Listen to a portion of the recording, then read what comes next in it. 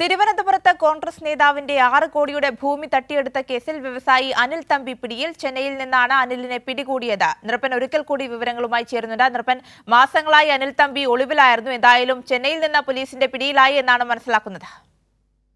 തീർച്ചയായും കോൺഗ്രസ് നേതാവായിട്ടുള്ള ജില്ലാ നേതാവായിട്ടുള്ള മണികണ്ഠൻ വ്യാജ പ്രമാണം ചുമച്ച് വീട് ഒരു വിദേശത്തുള്ള ഡോറ എന്ന വീട്ടമ്മയുടെ വീട് കൈക്കലാക്കാനുള്ള വലിയ തരത്തിലുള്ള ഗൂഢാലോചനയാണ് നടത്തിയത്. ഏകദേശം 5.5 കോടി രൂപയുടെ ഭൂമി തട്ടിപ്പാണ് ഇത് നടന്നത്. അതിൽ മുഖ്യ പ്രതിയായിട്ടുള്ള അനന്തപുരി സ്വദേശി അനന്തപുരി മണികണ്ഠൻ എന്ന് വിളിക്കുന്ന കോൺഗ്രസ് നേതാവിനെ നേരത്തെ അറസ്റ്റ് ചെയ്യുന്നു. അദ്ദേഹം ആധാരമെഴുത്ത് ജീവനക്കാരനായിരുന്നു.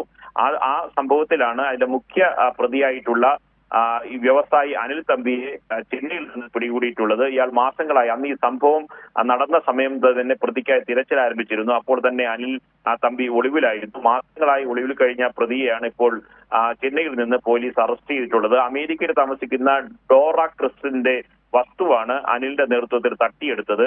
ആ സംഭവത്തിൽ കോൺഗ്രസ് നേതാവ് മണികണ്ഠനും മറ്റ് പ്രതികളും ഉണ്ടായിരുന്നു. വ്യാജരേഖ ഡോറയോട് ഈ വസ്തു, വീടടങ്ങുന്ന വസ്തു, കവടിയാറിലെ ഏറ്റവും പ്രധാനപ്പെട്ട കോടികൾ വില വന്നിക്കുന്ന വസ്തുവും വീടും ആവശ്യപ്പെട്ടു. പക്ഷേ ഡോറ അത് വിൽക്കാൻ തയ്യാറായില്ല. തുടർന്ന് ഡോറയുടെ മുഖസാദൃശ്യമുള്ള മറ്റൊരു സ്ത്രീയെ ഡോറ എന്ന് തെറ്റിദ്ധരിപ്പിച്ച് വ്യാജരേഖയുണ്ടാക്കി, വ്യാജ തിരിച്ചറിയൽ കാർഡുണ്ടാക്കി ആധാരമെഴുത്തുകാരൻ കൂടിയായിട്ടുള്ള കോൺഗ്രസിന്റെ ജില്ലാ നേതാവ് മണികണ്ഠൻ വ്യാജ പ്രമാണം ചമയ്ക്കുകയായിരുന്നു. ഈ വ്യാജ പ്രമാണം ചമയ്ക്കുകയും വ്യാജരേഖ ചമയ്ക്കുകയും ഒപ്പം തന്നെ കബളിപ്പിക്കൽ, പണം തട്ടൽ തുടങ്ങിയ ഗുരുതരമായ കുറ്റകൃത്യങ്ങളാണ് ഇവർക്കെതിരെ എടുത്തിട്ടുള്ളത്.